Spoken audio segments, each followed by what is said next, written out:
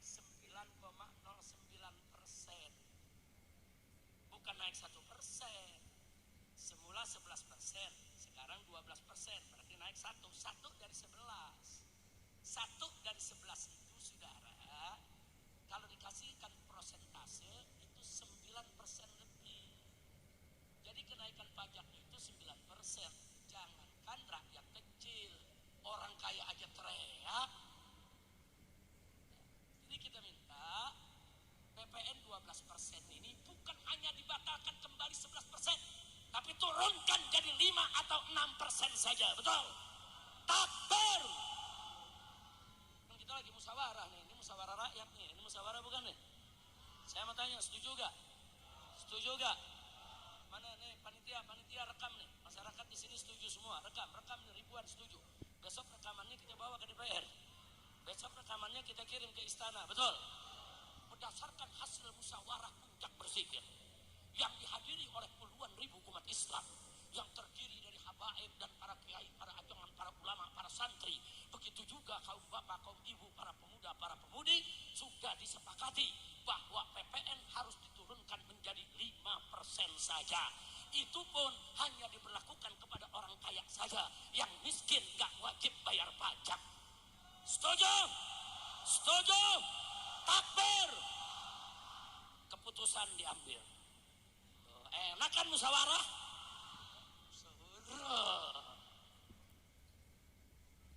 Habib Hanif langsung ketuk botol.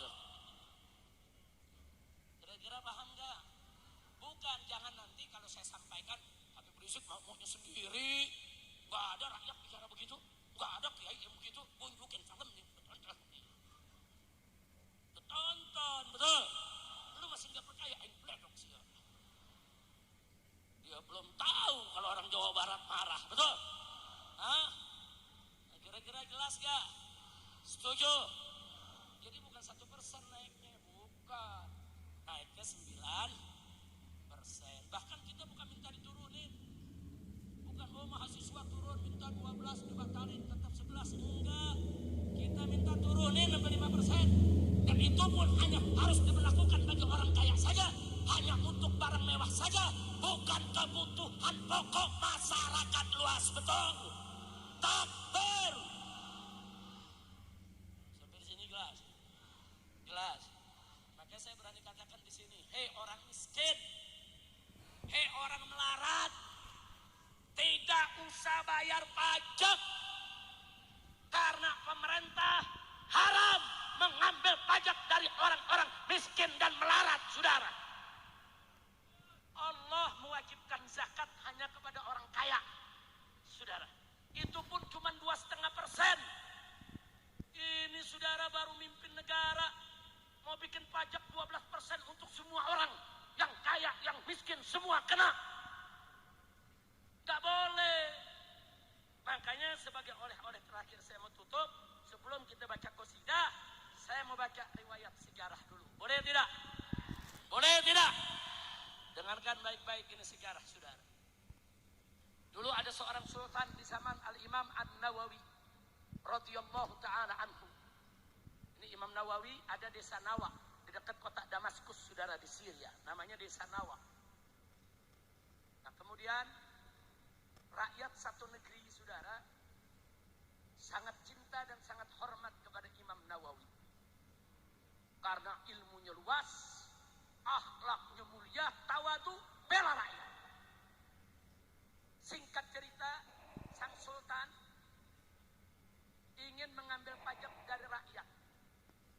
Diundanglah para ulama. Satu negeri. Begitu diundang itu ulama semua, kecuali Imam Nawawi yang gak diundang, saudara. Karena Imam Nawawi ini pakaiannya, saudara, banyak bekas jahitan sendiri. Beliau tuh kalau robek dijahit sendiri, robek dijahit sendiri. Selama masih bisa dipakai, dipakai. Sehingga kelihatannya kayak gampang camping, tapi banyak jahitan, saudara. Dan miskin hidupnya. Dia nggak diundang ke istana. Karena memang Imam Nawawi bukan ulama istana. Alhamdulillah. Ulama diundang ke sultan. Ulama bilang apa? Aku mau ambil pajak dari rakyat, minta persetujuan ulama. Dengan alasan, saudara, karena daripada gaji-gaji pegawainya, gaji-gaji pejabat, dan untuk mempersenjatai tentara yang jaga di perbatasan, juga untuk pembangunan. Sementara kas negara lagi kosong. Jadi terpaksa ngambil pajak dari rakyat. Selama ini nggak ada pajak. Baru saat itu mau diambil pajak. Para ulama lihat sultannya baik, lihat sultan bicaranya juga santun, alasannya masuk di akal. Para ulama setuju, saudara, mengambil pajak dari rakyat. Dibuatlah petisi. Semua ulama memberikan tanda tangannya atau stempelnya dengan jari, saudara. Sudah selesai itu sultan nanya, ini aku mau umumkan ke rakyat, apa masih perlu ada yang diundang, harus diundang untuk menandatangani petisi ini? Para ulama, oh ada Tuan Sultan, satu orang lagi yang harus kau undang. Siapa? Abu Zakaria An-Nawawi. Sultan bilang, apa perlu masih undang dia? Kenapa sih harus diundang? Dia orang di desa, di kampung, miskin. Apa kata para ulama? Tuan Sultan, walaupun kami semua setuju, tapi kalau besok Imam Nawawi nggak setuju, rakyat ikut dia. Rakyat gak ikut kita. Umat tunggu fatwanya. Kata Sultan, kalau begitu jemput, kirim pengawal, jemput dengan pasukan berkuda, saudara. Imam Nawawi di pinggiran kota, ibu kota, saudara. Jemput, dibawa ke istana. Itu sampai di istana didudukkan, banyak ulama yang hadir. Sultan kasih kabar kepada Imam Nawawi, ya Abu Zakaria, ini ulama-ulama semua sudah setuju untuk aku ngambil pajak dari rakyat. Nah, kami berharap kau ikut setuju. Langsung kasih instruksi raja. Kata Imam Nawawi, tunggu dulu sebentar.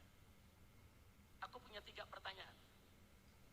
Kalau 3 pertanyaan ini kau bisa jawab dengan baik, bagus, benar, aku tanda tangan. Setuju ambil pajak dari rakyat. Akhirnya kata si raja, Salma Syekh, silakan kau tanya apa yang kau mau. Yang pertama ditanya oleh Imam Nawawi, kenapa harus ambil pajak dari rakyat? Itu dulu. Dia jawab, ya untuk pembangunan. Aku udah jawab pada ulama tadi. Untuk gaji pegawai, untuk mempersenjatai itu pasukan di perbatasan. Kata Imam Nawawi, ahsanta, bagus kau punya jawab. Nah, terus ditanya lagi Imam Nawawi, tapi kenapa harus diambil dari kas negara? Kan masih ada pendapatan yang lain. Kenapa mesti diambil dari bukan kas negara? Kenapa harus diambil dari pajak? Kan masih ada kas negara. Kenapa diambil dari pajak? Jawab oleh Sultan, ya jelas kami ngambil pajak karena kas negaranya kosong, nggak ada dana. Kata Imam Nawawi, ahsanta, bagus kau punya jawab. Sekarang pertanyaan yang terakhir, kenapa kas negara kosong? Diam ini lagi. Kenapa kosong? Dikemanakan itu? Kan kemarin banyak isinya.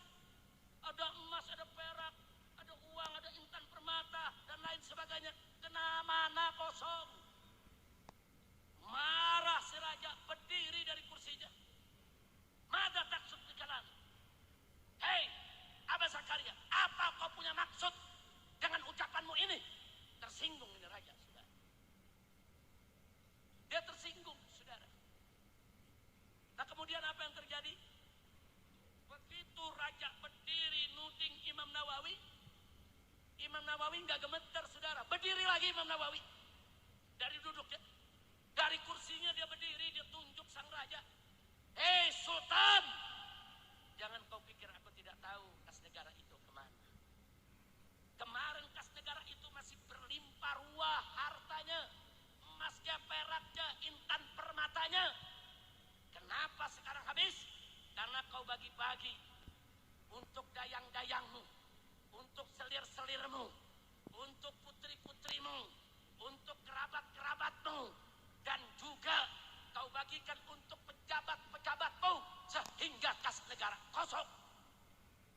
Demi Allah, kalau kau ingin ambil pajak dari rakyat,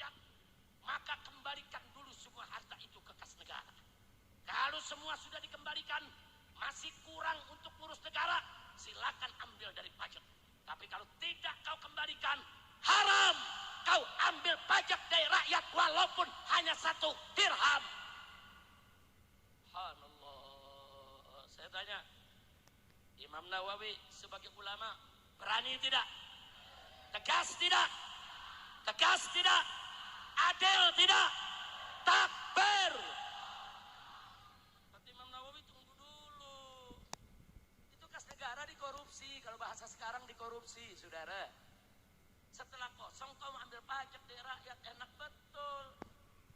Makanya Imam Nawawi mengatakan haram kau pungut pajak dari rakyat selama hasil korupsi tadi tidak dikembalikan ke kas negara. Sekarang saya tanya, kira-kira fatwa Imam Nawawi zaman ini bisa dipakai gak? Jawab semua, bisa dipakai gak? Bisa dipakai gak? Pemerintah haram memungut pajak dari rakyat, pajak apapun, selama korupsi tidak dibasmi, selama koruptor tidak ditangkap, selama pembiayaan negara boros di mana-mana, selama tidak jelas pengeluarannya, selama tidak ada pertanggungjawabannya. Betul? Takbir. Haram ambil pajak dari rakyat, saudara. Haram. Apalagi dari rakyat miskin yang melarat, yang nyari kerja susah, yang makan susah. Haram kau ambil pajak dari mereka. Kira-kira jelas gak? Paham? Setuju? Hasil musyawarah memutuskan. Ayo, ini kiai-kiai saya tanya, setuju gak kiai dengan fatwanya Imam Nawawi? Oh, ini kiai-kiai Syafi'iyah semua nih. Syafi'iyah, Asy'ariyah, Ahlus Sunnah wal Jamaah. Siapa yang gak kenal Imam Nawawi, saudara? Siapa yang gak kenal Imam Nawawi, saudara?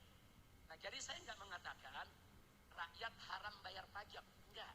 Saya katakan pemerintah haram pungut pajak dari rakyat kecil. Haram pungut pajak dari rakyat yang miskin. Haram pungut pajak selama apa? Selama korupsi tidak dibasmi. Selama koruptor tidak ditangkap. Selama rampok-rampok negara dilindungi. Betul? Betul? Setuju tidak? Setuju tidak? Takbir. Mau ini dijadikan keputusan musyawarah kita? Betul? Rekam lagi. Biar semua ngelihat, kita kirim nanti saudara. Lewat medsos di mana-mana. Bahwa masyarakat di mana-mana tempat setuju saudara. Bahwa pemerintah haram pungut pajak dari rakyat selama korupsi tidak dibasmi, koruptor tidak ditangkapi. Betul?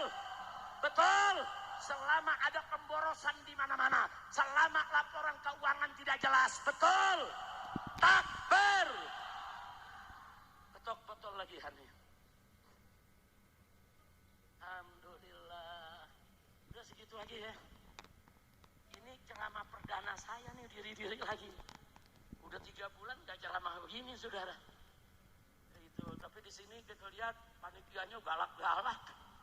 Nah, makanya saya bisa datang akhirnya. Udah gitu ada, waduh si bule datang. Duduk depan sini. Tar. Takbir. Oh, ini dia nih. Takbir. Ini rambut udah bayar pajak belum? Duduk sini. Duduk samping habis. Iya. Takbir. Saya tanya saudara, kalau kas negaranya dikelola dengan baik, koruptor ditangkap, korupsi dibasmi, kemudian tidak terjadi pemborosan kas negara, semua ada pertanggungjawaban jelas, bagus tidak? Kalau sudah bagus begitu, baru boleh. Kalau masih kurang, ambil pajak dari rakyat. Kalau nggak kurang perlu ambil pajak dari rakyat, nggak perlu. Bahkan kalau perlu, saudara kasih dana ke masyarakat. Itulah dulu yang disebut subsidi BBM, subsidi nelayan, subsidi perkebunan, subsidi pertanian. Dulu semua ada subsidi. Saudara, pesantren dibantu, madrasah dibantu, majelis taklim dibantu. Saudara, kenapa? Karena ada kelebihan, surplus, saudara. Nggak perlu pajak dari rakyat. Kalau tambang emas, nikel, batu bara, saudara, semuanya dikelola dengan baik. Saudara, rakyat tidak perlu perlu bayar pajak lagi ke negara.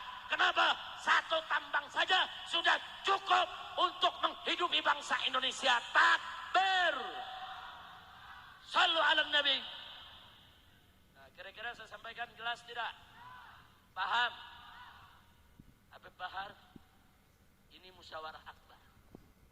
Ini musyawarah syuro kubro untuk memutuskan rakyat bayar pajak apa jangan. Nah, ternyata keputusannya tadi pemerintah haram ngambil pajak dari rakyat selama korupsi tidak dibasmi, selama koruptor tidak ditangkap, selama duit negara diboros-borosi. Saudara, jangan dong. Nah, kalau korupsinya udah dibasmi, koruptornya udah ditangkap, negara semua udah baik pengelolaan keuangan, masih kurang buat pembangunan, silakan ambil pajak dari rakyat. Wajib kita rakyat bayar pajak. Jelas tidak? Jelas tidak? Jelas tidak?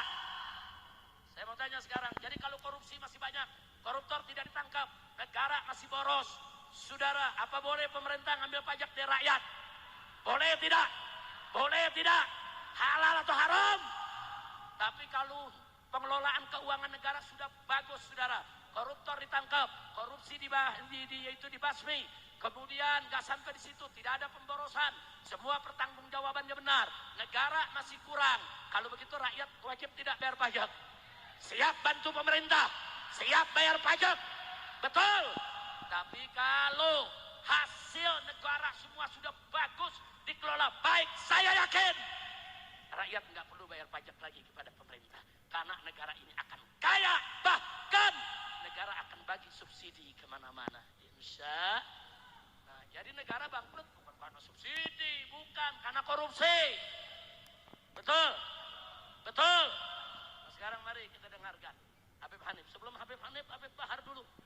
Kita mau Habib Bahar, kita mau tahu ikrarnya, dia dukung nggak perang lawan korupsi? Iya, perlu tahu kita. Orang diam kan bisa dua, bisa iya, bisa enggak.